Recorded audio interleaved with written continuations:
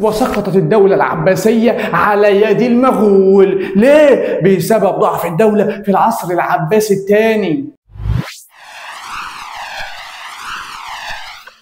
طالب تاني اعدادي ومتلخبط في درس الحضاره الاسلاميه بين الخلافه الاسلاميه، عصر النبوي، دوله عباسيه، دوله امويه. الدرس ده ليك، يلا بينا. السلام عليكم ورحمه الله وبركاته. طلاب الصف الثاني الاعدادي عاملين ايه؟ يا رب تكونوا بخير ان شاء الله. النهارده مع درس جديد وفيديو جديد واخر درس في الوحده الثانيه بتاعه التاريخ. بنتكلم عن الحضاره الاسلاميه.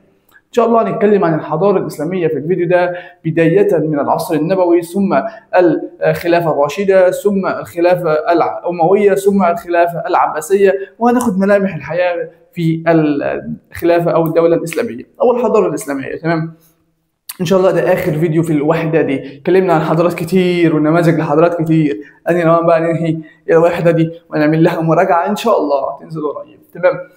نتكلم عن الحضارة الإسلامية. الحضارة الإسلامية لما بدأت تظهر كانت فين أصلا؟ أنت بتتكلم عن الحضارة الإسلامية، عن الدولة الإسلامية اللي كان مركزها في المدينة المنورة، فين؟ في شبه الجزيرة العربية. أنت بتتكلم النبي لما هاجر من مكة إلى المدينة وراح هناك وأسس الدولة ووضع الأسس اللي أقيمت عليها الدولة بعد كده. ليه كانت إيه؟ عمل مسجد، وكان مسجد قباء وده كان أول مسجد في الإسلام. عمل صحيفة المدينة والإخاء بين المهاجرين والأنصار وتكوين جيش. الحاجات دي، الاربع اسس دول، هم دول كانوا اسس قيام الدوله.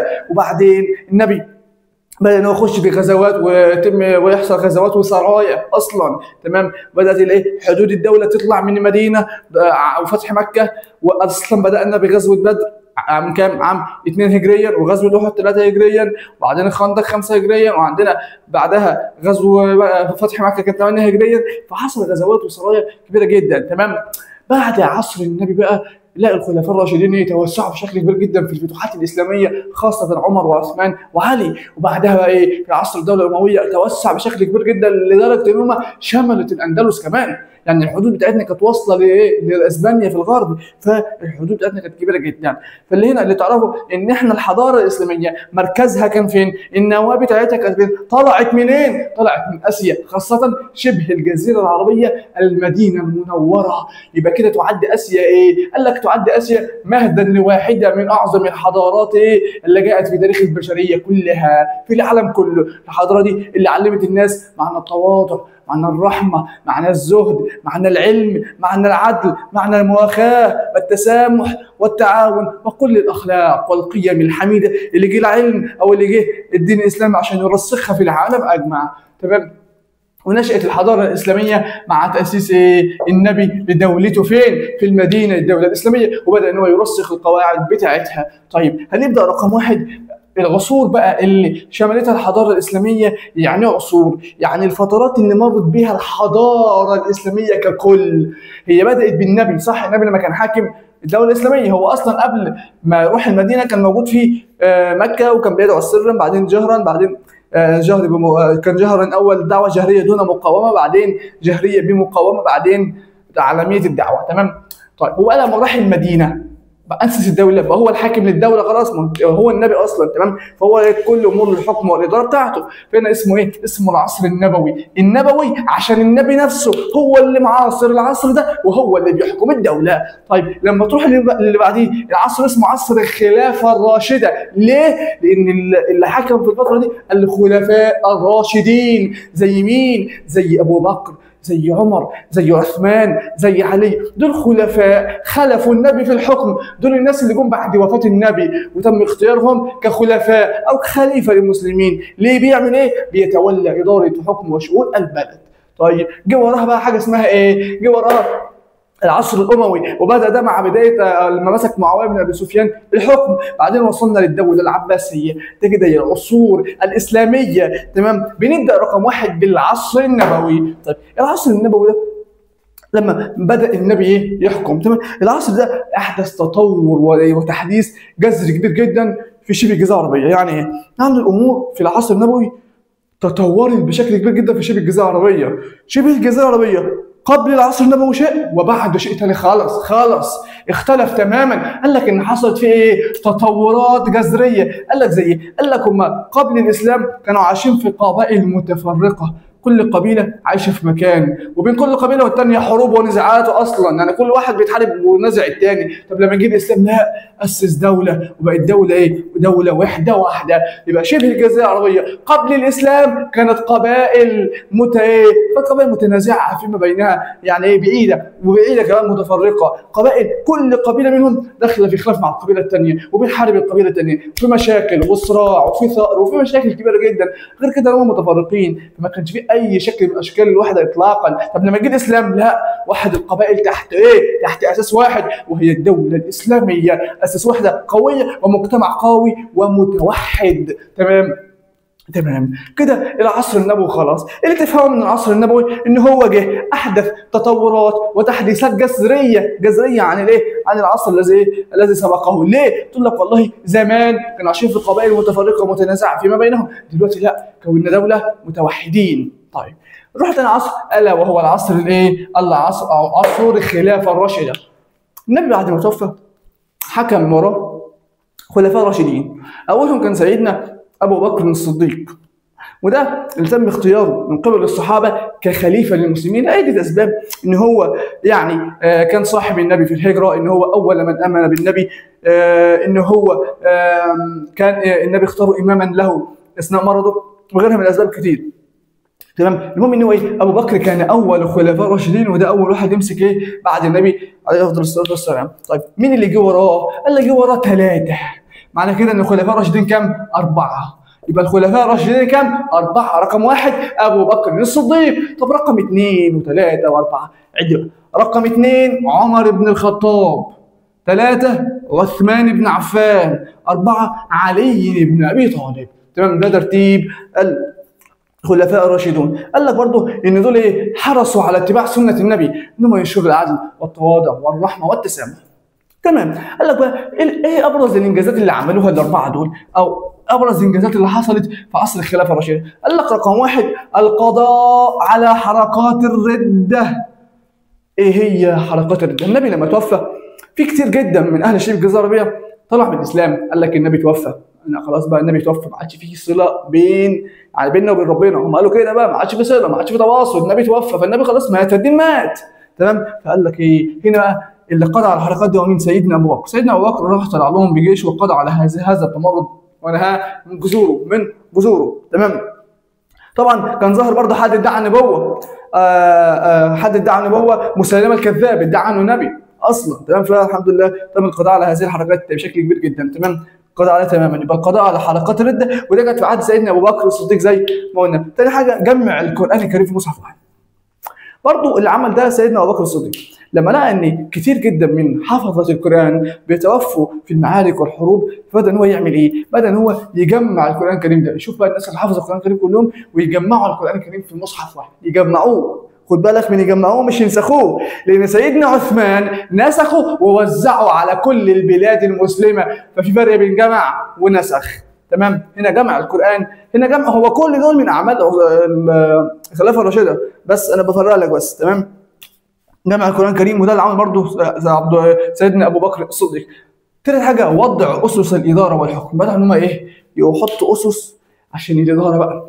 طبعا اللي عمل الكلام ده غالبا كل الخلفاء الراشدين اهتموا بالكلام ده، اهتموا بالاداره، اهتموا بالحكم، اهتموا بالاسس اللي عملوها، اسسوا مدن جديده، انشأوا الدواوين، حاجات كده كتير. اهتموا ايه؟ باسس الاداره والحكم. اخر حاجه نشر الاسلام خارج شبه الجزيره العربيه. غالبا كل الخلفاء الراشدين اهتموا بده، بان هم يوسعوا رقعة الأرض الإسلامية والدولة الإسلامية، وابتدوا يعملوا فتوحات إسلامية في الشام، في العراق، في مصر، في الفرس، وهكذا. بدأت الحروب إيه؟ الحروب تكتر، والغزوات تكتر، والمعارك تكتر، والفتوحات تكتر، والبلاد توسع.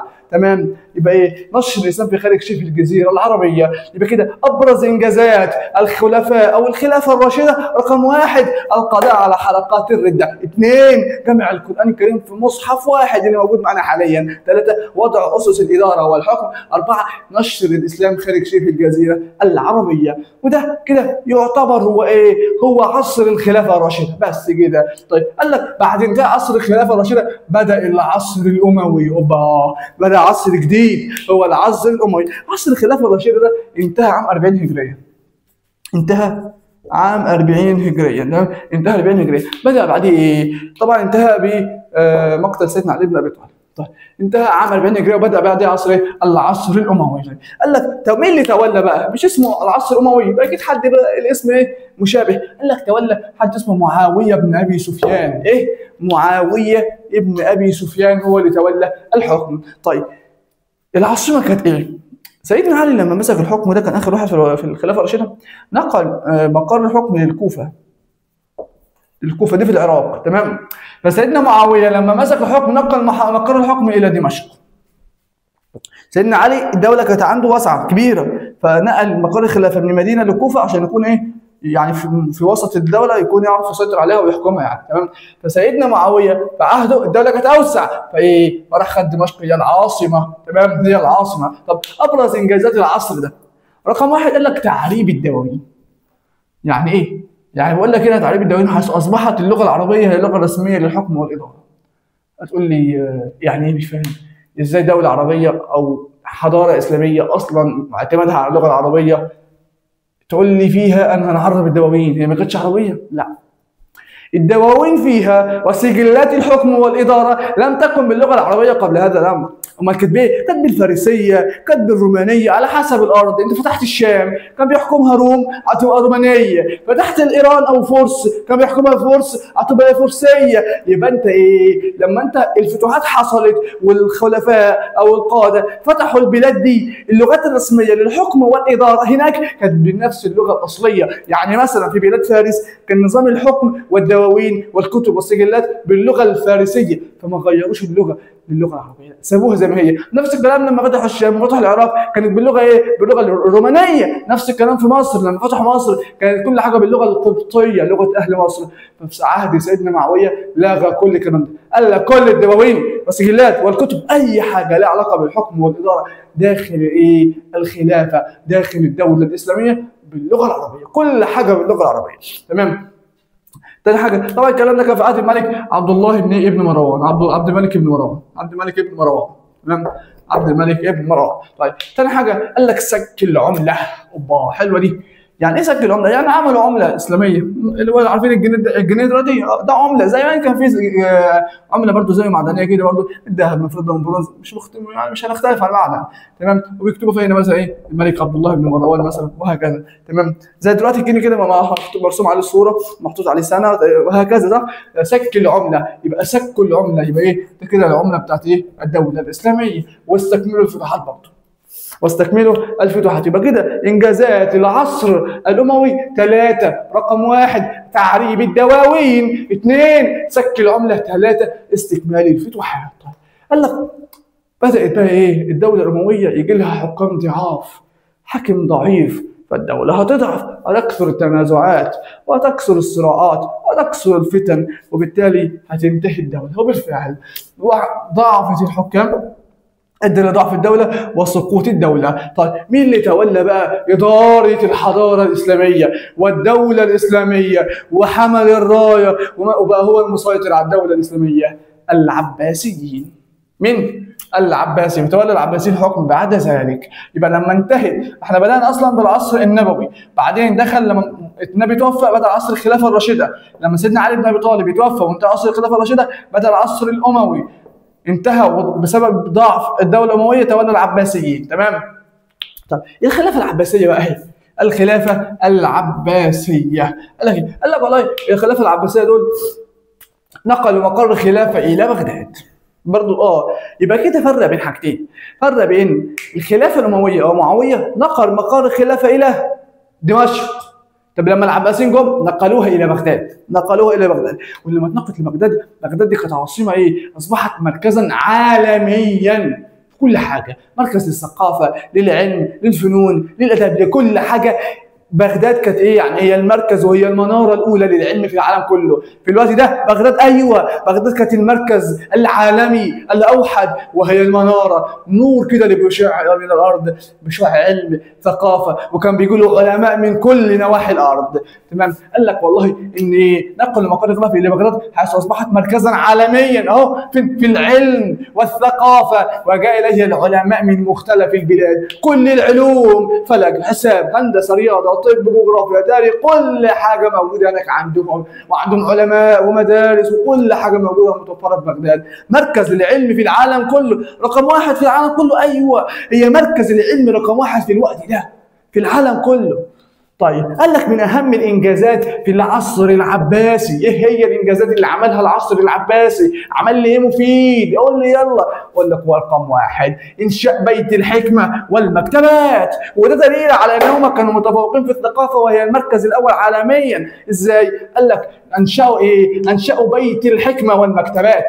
عارفين كلنا مكتبات زي مكتبة اسكندرية كده؟ ايوه، مكتبات بيكون فيها كتب كتيرة جدا ومقسمة الى اقسام، ده قسم التاريخ، وده الجغرافيا، وده الاقتصاد، وده السياسة، وده الفلسفة، وده علم النفس، وده الانثروبولوجي، وده وده وده. فكان ايه؟ انشأوا المكتبات، ضمت عدد كبير جدا مهول من الكتب واقسامها. تمام، الناس بتروح تقرا تطلع وهكذا. وبيت الحكمه، بيت الحكمه ده بيت بيجتمع فيه العلماء بقى، يبداوا يفكروا، يبداوا يبدعوا ويكتبوا بقى، يكتبوا الكتب هناك في المكان ده. بيت الحكمه ايوه، مكان بيجتمع فيه كل العلماء، معاهم الكتب اللي هم عايزين يقروها، مثلا عايزين يكتبوا حاجه فكانوا بيكتبوا في المكان ده. كل العلماء كانوا بيروحوا بغداد عشان الكتب اللي هناك يطلعوا عليها، وبعدين لو عايزين يكتبوا بيت الحكمه. طيب ثاني حاجه قال لك التقدم الكبير فين؟ في الفنون، وده اللي ذكرناه، وفي العلوم والاداب. وعملوا حاجه مهمه ساعدت في تفوق العلم عندهم، ان هم بداوا يجيبوا الكتب الاجنبيه، والاجنبيه اللي هي مكتوبه باللغه غير العربيه. تمام، بدل هم الكتب المفيده واللي فيها علم بجد وهيفيدهم، هيفيد الحضاره الاسلاميه، بداوا يعربوه. يعني هم يجيبوا كتاب مهم باللغه الانجليزيه يعربوه للغه العربيه، الناس بتاعت لغات الترجمه تترجمه، وبعدين ينشروه بقى ايه في البلاد الاسلاميه ويحطوه في المكتبه، عشان العلم ده يستفاد بيه المسلمين. بس مش هنديهولهم باللغه الاجنبيه اللي هم مش بيعرفوا يقروها، لا، هنعربوه ونوزعه ونعممه على الناس، يبقى تعريب. ايه؟ قال لك نشاط حركه الترجمه اثرت على الفكر الاسلامي، بداوا ان هم يترجموا كل الكتب المفيده والمؤثره ويجيبوها. يعني اي حاجه في اي حضاره ثانيه من الكتب، مثلا اي حاجه مفيده من الكتب كانوا بيترجموها ويجيبوها عندنا. تمام، وده اللي اثر على ايه؟ على الفكر الايه؟ الاسلامي. تمام، وده كده كانت انجازات الخلافه العباسيه. طيب نروح بقى لسقوط الدوله. اوبا، الدولة هتبتدي تسقط. خد بالك إن الدولة العباسية كانت منقسمة إلى عصرين: عصر ذهبي أو كما يطلق عليه بالعصر الذهبي، وده عصر كانت الدولة فيه قوية، وعصر تاني اسمه عصر الضعف، أو العصر إيه؟ أو فيما هنا نسماه بإيه؟ باسم العصر العباسي الثاني. العصر الأول كان عصر أطلق عليه بالذهبي، والعصر الثاني أطلق عليه بعصر الضعف. تمام؟ هنا الحكام كانوا أقوياء، هنا الحكام كانوا ضعاف. فطبعا الدولة هتنتهي فأنا عصر في الثاني. طيب الدولة في العصر العباسي الثاني أو العصر الضعيف ده بدأ إن الحكام يضعفوا، وطبعا ده يعني ده زمن مع المغول ومجيء المغول، وطبعا كلنا عارفين المغول قوة بشرية غاشمة يعني ما بتفهمش، بيروحوا اللي قدامهم بيشيلوه يابس باخضر بيابس، بص ميه مباني، كانوا بيخشوا المدينه حتى الحيوانات يقتلوها، المباني يهدوها ما بيخلوش عليها، مش بتوع عمار. تمام، فنتيجه لضعف الخلفاء وضعف الحكام وضعفهم انتهت الدوله على يد مين؟ وسقطت على يد المغول. المغول لما دخلوا قتلوا حوالي مليون مسلم، مليون مسلم، ايوه. تمام، دي كده كانت ايه؟ كانت الخلافه العباسيه. اتكلمنا ان هم بداوا رقم واحد ان هم نقلوا مقر الخلافه الى بغداد واصبحت مركزا عالميا. اتكلمنا مركز عالمي في علم وثقافه وجاء اليه العلماء من مختلف البلاد. طب ابرز انجازاتهم قال لك والله انشاء بيت الحكمه والمكتبات. رقم اثنين قال لك والله ان هم ايه؟ ان هم نشاط حركه الترجمه، ترجموا الكتب. طيب اتكلمنا عن سقوط الدوله ان بسبب ضعف الحكام ادى لنهايه الدوله وسقوطها على يد المغول. طيب كده اتكلمنا على ايه؟ مكان الدوله كان فين؟ اتكلمنا عن العصر النبوي، اتكلمنا عن الخلافه الراشده، اتكلمنا عن عصر الدوله الامويه وعصر الدوله العباسيه. طيب ايه العوامل المشتركه في الاربع عصور دول او في الاربع ازمنه دول خلت ان الحضاره عندي تبقى قويه؟ يعني ايه اللي ساعد على قيام الحضاره الاسلاميه؟ حلوه دي. يبقى عوامل قيام الحضاره الاسلاميه، قال لك عندي اربع عوامل. لو تفكر كده، لو تفكر هتلاقي ان انا عندي اكبر عامل هو الدين نفسه. الدوله قامت على الدين اصلا، يعني النبي محمد لما اسس دوله اسلاميه، ما اسسش دوله عربيه، او بالاساس عاوز يعمل دوله اسلاميه عرب مش عرب، وعايز دوله اسلاميه، ولذلك الدرس اسمه الحضاره الاسلاميه. تمام؟ فعايز يعمل دوله اسلاميه، فالدين هو كان اول دعامه لانشاء هذه الدوله. طب الدين متمثل في ايه؟ في القران الكريم والسنه والتوحيد. القران الكريم اللي هو القران اللي معانا بنقراه، والسنه اللي هي ايه؟ كل ما ذكره النبي، احاديث النبي يعني، والتوحيد اللي هو ايه؟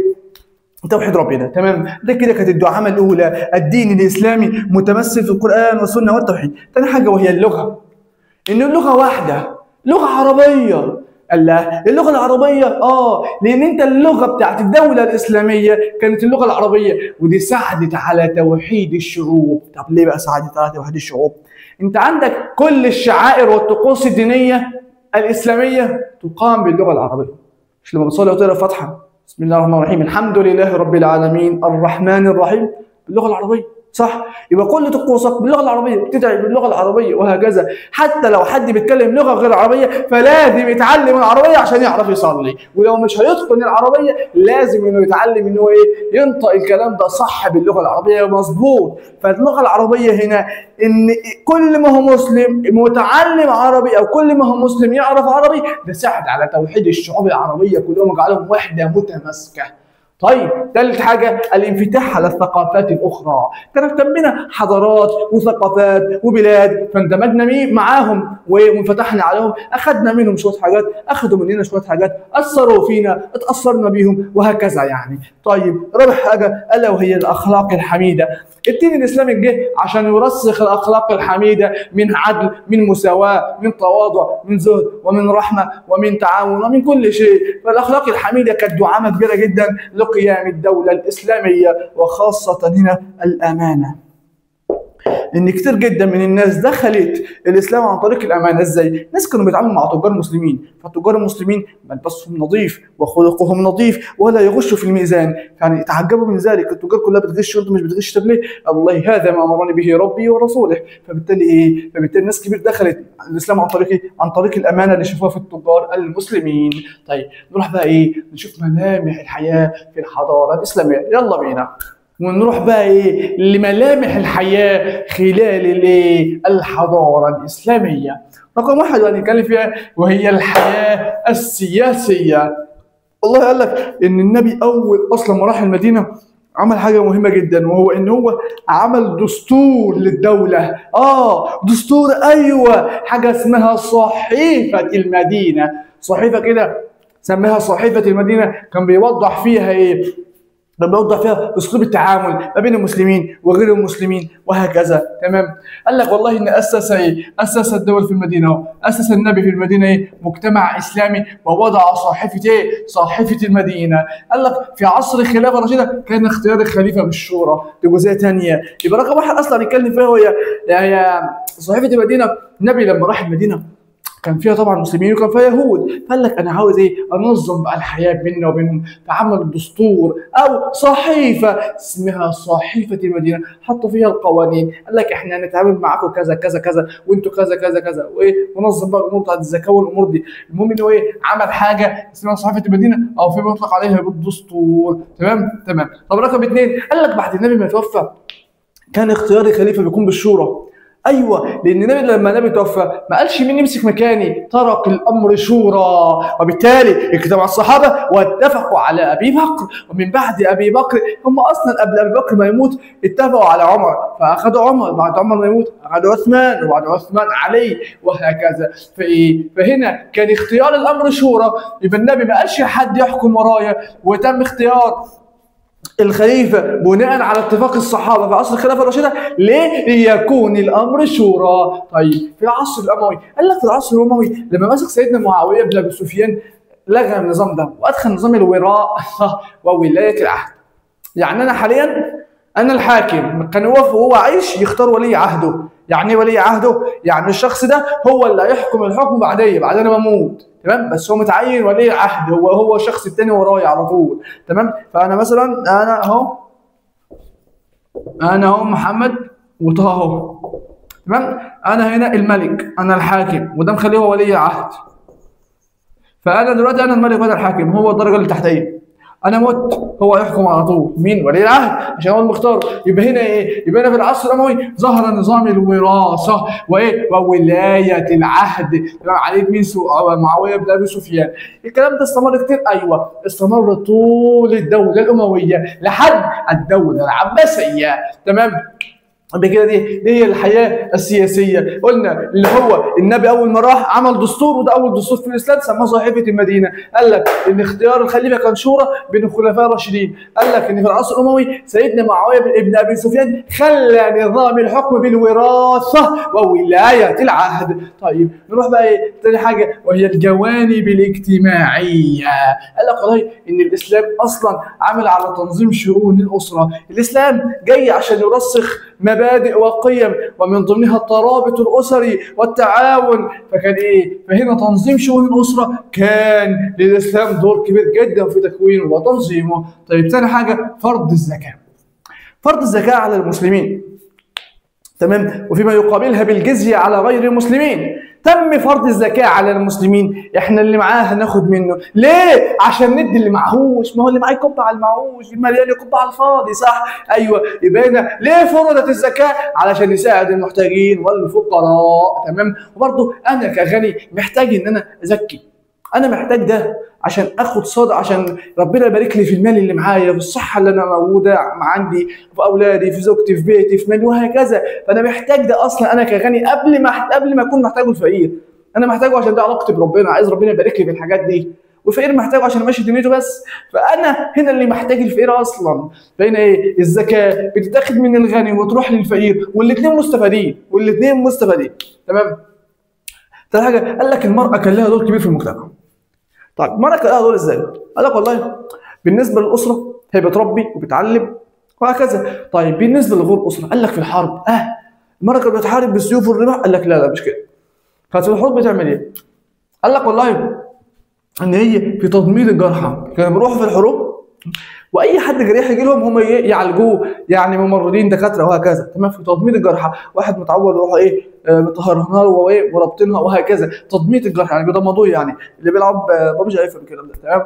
هيفهم كلمه الضماده والكلام ده. الضماده، تمام، بتاع كده بيفضل اللي فيها كده، يعني بياخد وقت طويل جدا في بابجي بس ما تديش طاقه كبيره اصلا. تمام؟ يبين قال لك ايه؟ المشاركه في الحروب. قال لك كده، قال لك في تضميد الجرحى. وقال لك كان له دور كبير برضه في التجاره. كانت بتتاجر، ايوه، كان لها محلات ودكاكين بتتاجر فيها، بتبيع وتشتري يعني. والطب كانت بتطلع دكاتره، ايوه. والفقه. يبقى المراه كان لها دور كبير ولا لا؟ ايوه. في ايه؟ في التجاره. في ايه تاني؟ قال لك في الفقه. في ايه تاني؟ في الطب. وفي الحروب كانت تضمد جرحى المسلمين. طيب ده كده الحياة الاجتماعية. طيب نروح بقى على الحياة الفكرية والعلمية. وهنا يبقى هنتكلم عن العلوم والفكر. قال لك والله ان المسلمين اهتموا بالعلم والعلماء. الدولة الإسلامية اهتمت بالعلم، ايوه طبعا، اكيد طبعا اهتمت بالعلم. دولة قوية وعايزة تنهض ان تهتم بالعلم والعلماء. طيب قال لك ايه؟ قال لك برزت علوم زي العلوم الدينية والطبيعية. واحدة واحدة. علوم دينية انها مرتبطة بالدين، يعني ممكن تكون حديث، قرآن، فقه، توحيد كده. علوم طبيعية دي مرتبطة بالطبيعة بقى، فلك، نجوم، هندسة، رياضة، طب، كيمياء، صح؟ يلا بينا. قال لك والله هم بدأوا في نوعين من العلوم. أول واحد العلوم الدينية يبقى لها علاقة بالدين، زي إيه؟ زي الفقه له علاقة بالدين، والتفسير والحديث. الثلاثة لهم علاقة بالدين. هنا الحديث بيدرسوا أحاديث النبي عليه أفضل الصلاة والسلام، والتفسير في تفسير القرآن الكريم، والفقه بيدرس الفقه، بيدرس أمور الدين. تمام؟ طيب تاني حاجة في العلوم الطبيعية قال لك رياضة. ايه الرياضة؟ والفلك والكيمياء. طبعا كلنا عارفين الكيمياء وعارفين الفلك، علم الفلك بقى بالنجوم بالكواكب بالكلام ده كله، وعارفين الرياضة جبر وهندسة وحساب والكلام ده. طيب قال لك والله برضه في العهد ده او في الدولة الإسلامية أنشأت المكتبات والمدارس ومراكز العلم. طب المكتبات قلنا الكلام ده في العصر الايه؟ الأموي، انهم أنشأوا مكتبات فعلا. المدارس نفس الكلام انشئت اصلا من زمن، من فتره قديمه كمان. تمام؟ مراكز العلم مش قلنا تم انشاء مكان اسمه بيت الحكمه؟ هو ده مركز العلم. طب مين اللي انشاه من الخلفاء الامويين؟ قال لك خليفه اسمه هارون الرشيد. هارون الرشيدي. تمام، هارون الرشيد. يبقى مين اللي انشا بيت الحكمه؟ هارون الرشيد. يبقى كده قلنا العلم والعلماء، قلنا ان هو الدوله الاسلاميه اهتمت بالعلم والعلماء. علوم زي ايه؟ زي العلوم الدينيه، فقه، حديث، تفسير. علوم طبيعيه زي فلك، زي رياضه، زي طب، زي كيمياء. طيب قال لك والله انشأوا كمان المكتبات والمدارس وبيوت الحكمه او مراكز العلم، زي بيت الحكمه اللي انشأه الخليفه هارون الرشيدي في خلافه الدوله الامويه. طيب قال لك ترجموا كتب برضه، وده اللي قلناه برضه في الدوله الامويه ان هم ترجموا كتب. بس هنا بقى هم ترجموا كتب منين؟ قال لك من الفرس. مش هم اصلا كانوا الفرس ده بلاد مسلمه، بس كان في كتب تاريخيه ليهم بتتكلم عن التاريخ، عن العلم وهكذا، وفي ناس جداد فرس بيتكلموا ونشروا كتب باللغه الفارسيه، فمسكوا الكتب الفارسيه ترجموها للعربيه. طب اللغه الكتب الفارسيه بس؟ لا، ويونانيه. يبقى كتب فارسيه ويونانيه. طيب هم اكتفوا ان هم ترجموها بس؟ لا، ده اضافوا عليها وطوروها. يعني هم شايفين ان الجزئيه دي لا خلاص الجزئيه دي راحت عليها، احنا ده في تحديث ليها كمان، فقاموا حاطينها وضايفينها في الكتب الجديده. طيب الجزئيه دي لا، ده النظريه دي ايه؟ تم اثبات خطأها فيلغوها. النظريه دي تم تاكيدها فياكدوها، وهكذا. فتم ايه؟ فتم التعديل عليها وتطويرها كمان، يعني اضافوا عليها اصلا. يعني ما خدوش الكتب كده ايه كانوا ترجموها وكوبيست وخلاص، لا لا لا، هم خدوها قروها فننوها، قال لك ماشي الكلام ده يتنزل ينزل زي ما هو ده، لا هنعدل عليه كذا كذا، في تعديل، في تحديث للمعلومه، لا فيها هنشيل حاجه من المعلومه، لا ده النظريه دي صح، ده النظريه دي تم اثبات خطاها، وهكذا. وابتدوا ان هم ايه مش يترجموا، لا ده يترجموا ويعملوا ايه ويعدلوا ويطوروا وبعدين ينزلوا.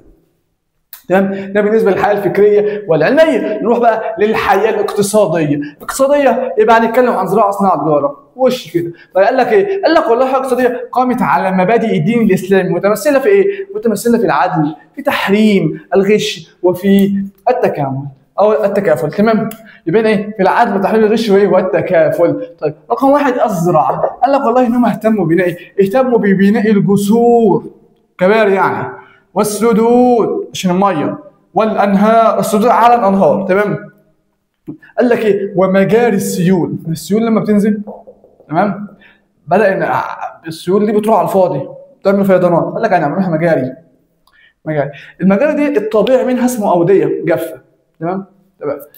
قال لك مين زي سد ايه اللي عملوه؟ سد معاويه بن ابي سفيان. معاويه بن ابي سفيان. يبقى بنوا ايه؟ بنوا الجسور يعني الكباري. بنوا ايه تاني؟ بنوا السدود على الانهار زي سد معاويه بن ابي سفيان. وبنوا ايه تاني؟ مجاري للسيول. كل ده عشان يحسنوا الزراعه. انا هعمل جسر علشان اظبط الامور دي، هعمل سد عشان اخزن الميه واتحكم في الميه واودي ميه للارض الزراعيه، هعمل ايه؟ هعمل مجاري للسيول عشان استخدم الميه دي اللي نازله من الامطار، اللي نازله من الفيضانات، او نازله من السيول، بدل ما تضيع في فاضي لا اعمل لها مجاري عشان ايه؟ تتخزن وتروح الارض الزراعيه. طيب قال لك ايه تاني؟ قال لك انشأوا قنوات للري. مين اللي انشأها؟ العباسيون. العباسيون انشأوا قنوات للري بين نهري دجله والفرات. تمام؟ ونفترض ان ده نهري دجله والفرات. تمام؟ نفترض يعني ان هم دول دجله والفرات. قال لك بينهم هنا كده، عندنا هنا كده دارات زراعيه. قال لك بدأوا يعملوا قنوات مائيه. يعني ايه؟ يعني يعمل دي كده ودي كده ودي كده ودي كده. ليه؟ عشان يوصل الميه من النهر لحد المكان ده. يبقى انا عندي النهرين وهنا ارض زراعيه، ممكن المكان اللي في النص ده مش واصل ميه كفايه، فيقوموا عاملين قناه كده توصل بين ده وبين ده. قناه. ليه؟ علشان يدخلوا ميه ليه؟ عشان يعرفوا يزرعوا. زي قناه السويس كده. تمام؟ زي قناه ايه؟ زي قناه السويس. اتكلمنا ان انت عندك البحر الاحمر هنا والبحر المتوسط هنا. تمام؟ فانت عندك قناه السويس عملوها كده علشان تربط البحر الاحمر بالبحر المتوسط. ايوه هي دي برضه اسمها قناه او ممر مائي. هنا برضه عملوا القنوات المائيه تربط بين نهري دجله والفرات والاماكن اللي جوه. طيب ده كده بالنسبه للزراعه. طب بالنسبه للصناعه قال لك والله تميزوا في العديد من الصناعات يا باشا. ايه زي ايه؟ قال لك والله زي صناعه الورق. صناعه الورق بدأ ان هم ايه؟ يصنعوا ورق بشكل كبير جدا. طبعا ظهر الحاجه للكلام ده بسبب ان اتساع الامبراطوريه او اتساع الدوله الاسلاميه كان في حاجه للورق، كان في حاجه ان هم يسجلوا يومياتهم، يسجلوا الدواوين، يسجلوا الاجتماعات، يبعتوا كتب ومراسلات الى الملوك الاخرى والى الامراء والى. فكانت ظهرت الحاجه ان هم ايه؟ ينشئوا هذه الصناعه بل يبقوا ايه؟ متميزين فيها كمان. ده حاجه الزجاج. ايه؟ الزجاج. طبعا عندنا اراضي بتاعتنا صحراء فوفروا لنا ماده خام زجاج. بعدين النسيج. تمام؟ طيب والزجاج والنسيج دول تميزوا بالزخرفه الاسلاميه. لما تشوف نسيج عارفين السجاده اللي بيصلوا عليها عليها زخارف اسلاميه صح؟ هو ده النسيج متميز بزخارف اسلاميه. نفس كلام الزواج زمان كان عليه زخارف اسلاميه، زخارف اسلاميه. لو شفت حاجه قديمه هتعرف الكلام ده. يبقى كده الورق والزجاج والنسيج، بس الزجاج والنسيج يتميزوا بالزخارف الاسلاميه. طيب التجاره، بص هو الزراعه ازدهرت والصناعه ازدهرت، يبقى نتيجه لازدهار الزراعه والصناعه ستزدهر التجاره. يبقى ازدهرت التجاره بسبب ايه؟ رقم واحد ازدهار الصناعه والتجاره، ازدهار الصناعه والزراعه. تمام؟ طب اتنين، قال لك والله اهتمام المسلمين باقامه الاسواق. المسلمين كانوا مهتمين بان هم يبنوا اسواق في كل مكان، كل مكان فاضي كده وحوالين مدينه او في وسط مدينه مثلا، يقول لك هعمل هنا سوق ويروح يبني سوق. طب المكان ده فيه ايه؟ مجتمع سكاني كبير، انا ممكن استفيد ان انا اعمل سوق فاروح يعمل سوق. فكان بيهتم بانه يعمل اسواق. بس لا، والاستراحات، مش لما تكون ماشي كده على الطريق مثلا وانت جاي من مصيف كده، تمام، رايح مكان رايح مطروح مثلا، جاي من مطروح رايح ايه؟ رايح مكان بعيد وهتقطع مسافه كبيره على الطريق كده، سواء كان طريق ساحلي او كان طريق دولي. تمام؟ المسافه تلاقي كده حاجه اسمها ريست، صح؟ ريست او مكان كده يعني بيكون مجمع فيه حاجات كتير جدا، مكان الاستراحه تقعد فيه، مكان تصلي فيه، مكان حمام، اكل شرب، صح؟ اسمها ريست او ايه، او استراحه. الاستراحات دي بتكون ايه؟ بتكون على بكل مكان وايه؟ يعني الاماكن اللي ما فيهاش بشر او الاماكن اللي ما فيهاش حيز عمراني او سكان، بتكون يعني على مسافه متباعده شويه. تمام؟ يعني بعد الريست الاول مثلا ممكن تقابله، بعد 3 ساعات ممكن تقابل الريست الثاني. فاهمني؟ فانت ايه؟ المسافه مش صغيره، ليه؟ علشان ما فيش هنا سكان اصلا، عشان كده ايه؟ عاملينه على بعد ايه؟ على بعد كبير جدا. تمام؟ طيب هتقول لي طب ما هنا هو الريست اللي هنا، ايوه ما هو الريست اللي هنا. انت عشان لو احتجت بعد 3 ساعات تخش الحمام، تاكل حاجه، تشرب حاجه، تلاقي حاجه، صح؟ إيه ده الريست بقى. عملوه بس عملوه امتى؟ عارف انت بين المدن؟ عملوه بين المدن. تمام؟ ما انت عشان تروح من مدينه للثانيه اصلا، او عملوه كمان داخل المدن، من مدينه للثانيه على اطراف المدن كانوا عاملين الريست ده عشان الاستراحات. يبقى الاستراحات دي بيعملوها برضه، بيبيعوا فيها ويشتروا فيها، وكان الاغلب فيها ان التجار او ان الناس كانوا بيروحوا يقعدوا فيها يستريحوا يعني، وياكلوا ويشربوا فيها. تمام؟ او فيما تسمى بالخان. خلينا في الاستراحه. تمام؟ الاستراحات قال لك ايه؟ والاساطيل التجاريه. الاساطيل التجاريه ده قد قوافل تجاريه بتطلع بيه بقى، سواء بقى في البحر، قوافل تجاريه عن طريق البحر والمراكب بتكون محمله بتلف بقى، او قوافل تجاريه في البر بس كبيره جدا لدرجه انه اطلق عليه بالاساطيل البحريه. تمام؟ طيب قال لك واصلاح الطرق التجاريه. كان في طرق تجاريه كده كبيره ومعروفه ومشهوره، بس كانت متضرره وغير ممهده، فراحوا مهدوها علشان يمشوا فيها، مهدوا الطرق التجاريه. طيب اخر حاجه قال لك اشتهر التجار المسلمون ببعض الصفات.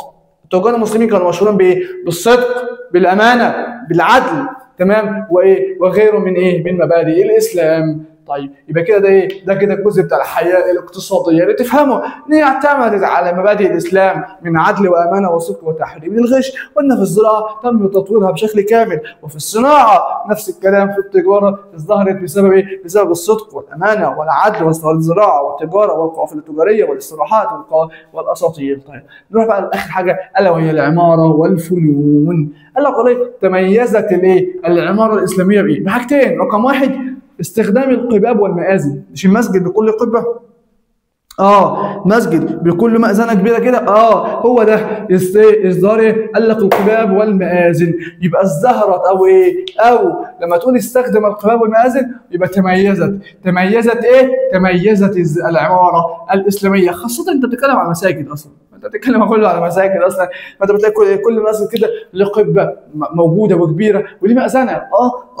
يبقى تميزت العماره باستخدام القباب والمآذن. رقم 2 الخط العربي او الخط المزخرف كمان. كانوا بيكتبوا الخط العربي والمزخرف كمان. يعني ايه الخط العربي المزخرف؟ هتلاقيه كده عارفينه طبعا، الخط المزخرف ده. تمام؟ خطوط عربيه كتيره جدا وما اجملها. بعدين نتكلم عن ايه؟ ان هنا ترك المسلمون ايه؟ خش بقى دي. ان المسلمين تركوا بصمتهم في ايه؟ في بلاد كثيره جدا. بصمتهم يعني المسلمين كانوا في بلاد كتير سووا بصمه ليهم. يعني ايه؟ يعني حاجه تشوفها تقول ده المسلمين عدوا من هنا، ده كانوا هنا، ده عاشوا هنا. زي ايه؟ قال لك والله زي الاندلس اللي هي اسبانيا والبرتغال حاليا. تمام؟ قال لك تعرف ازاي؟ لان هناك في الدوله الامويه كانوا فتحوا الاندلس وكان المسلمين عاشوا فيها فتره كبيره من الزمن، فبنوا هناك مساجد كتيره ومباني كتير جدا. شوفها تقول ده عماره اسلاميه يا باشا. نفس الكلام في تركيا، نفس الكلام في الهند، تمام، ودول كتير جدا غيرها. طيب يبقى المسلمين تركوا بصمتهم فين؟ قال لك في الهند وتركيا والاندلس. طيب قال لك والله ازدهرت فنون زي النسيج، اتكلمنا طبعا عن النسيج والنقش على الخشب والمعادن، والنقش على الخشب والمعادن، كانوا بينقشوا على الخشب، بيعملوا نقش على الخشب، نفس الكلام على المعادن، ما كانش صعب يعني، المصريين برضو عملوها. تمام. دي كده كانت العماره والفنون. اخر حاجه وهي تواصل الحضاره الاسلاميه مع الحضارات الاخرى. الحضاره الاسلاميه تواصلت ازاي مع الحضارات الاخرى؟ قال لك رقم واحد التجار المسلمين. التجار الايه؟ المسلمين. التجار المسلمين كانوا بيتنقلوا من مكان لمكان ومن مدينه لمدينه ومن دوله لدوله، فكانوا بينقلوا معهم بضاعتهم، والاهم البضاعه الاخرى. ايه هي بضاعتنا دي؟ الصدق والعدل والأمانة، الصفات دي، الأخلاق الحميدة دي، كل ما أتى به الإسلام. كانوا بينقلوا معهم صدقهم، أمانتهم، والمساواة والتكافل والعدل والرحمة. فالناس كانوا بيشوفوا التجار المسلمين كانوا بيدخلوا الإسلام نتيجة ليهم ونتيجة للتعامل مع هؤلاء التجار. ثاني حاجة الرحلات الاستكشافية والتوسعات. الإسلام أو المسلمين كانوا بيعملوا رحلات استكشافية. أنا هبعث رحلة تستكشف المكان ده، تستكشفه جغرافيا، تمام. هبعت رحله تستكشف المكان ده، تشوف حدوده ايه، تشوف الظواهر والتضاريس اللي موجوده فيه. طيب من ضمن الرحلات دي كان بيبقى في رحلات برضو ايه للتوسعات. انا هبعت ناس تدعو للدين الاسلامي في المكان ده قبل ما اروح افتحه، صح؟ انا هبعت ناس وشيوخ وائمه وبتاع يدعو للدين الاسلامي الاول والناس تدخل في الاسلام، بعدين نروح نفتح المكان ده. كانت فكره برضو كويسه. رقم 3 الترجمه. اتكلمنا فيها ترجمه الكتب الغير عربيه، سواء بقى فارسيه يونانيه ايا كان اللغه، ان انا اترجمها، مش بس اترجمها، ده انا اعدل عليها واضيف فيها واطورها، وده ساعد بشكل كبير جدا في تطور الفكر والثقافه في الحضاره الاسلاميه. رقم 4 اختراعات المسلمين. المسلمين كانوا في منهم علماء كتير جدا ومشهورين باختراعاتهم الكتيره جدا، تمام. على سبيل المثال عندنا عالمة زي مريم الاسطرلابي، عندنا زي الإدريسي عالم خرائط وهكذا، تمام. عندنا علماء كتير جدا، فكانت اختراعاتهم بتلف العالم، كله، فكان العالم كله بيعرف ان في عالم مسلم اخترع الحاجه دي، فيحب انه يسمع عن العالم المصري، عن العالم المسلم ده، يعرف عنه. طب يعرف عن دينه، يخش دينه، لما يقرا عنه يخش الدين، تمام. بكده عن تواصل الحضاره مع الحضارات الاخرى قلنا 4 عوامل. رقم 1 التجار المسلمين، والترجمه، واختراعات المسلمين، والرحلات الاستكشافيه والتوسعات. كده خلصنا درس الحضاره الاسلاميه بالكامل، وهو الدرس الرابع والاخير في الوحده الاولى من التاريخ. وكده نكون هنا وحده. قبل بس ما تطلع من الفيديو في سؤال بيقول لك، سؤال الحلقه: وصلت الدوله لاقصى اتساع لها في عهد ايه؟ هل في عهد العصر النبوي، ولا الخلافه الراشده، ولا الدوله العباسيه، ولا الدوله الامويه؟ تمام. السؤال ده ما تنساش تجاوب عليه في الكومنت. طبعا انا ما حطيتش اختيارات، السؤال بيعتبره اكمل يعني، ولكن الاختيارات انا قلتها من عندي، تمام. وصلت الدوله الاسلاميه لاقصى اتساع لها في انه عهد؟ تمام. ما تنساش تجاوب على السؤال ده في الكومنتات، ولو في اي مشكله معاك، اي حاجه مش فاهمها، اي استفسار عن اي حاجه، سيب لي في الكومنتات ان شاء الله وانا هرد عليك، تمام. كده ان شاء الله الدرس خلص. انتظروا بقى المراجعه قريب جدا ان شاء الله، مراجعه الوحده دي بالكامل، تمام. ما تنساش لو وصلت الفيديو لحد دلوقتي وما عملتش لايك فما ينفعش، انزل بقى لايك واشترك في القناه وشير الفيديو مع اصحابك يستفادوا هم كمان، وشجعنا ان شاء الله ان احنا نكمل في نشر الفيديوهات ان شاء الله. كان معكم محمد الدغيري، وسلام.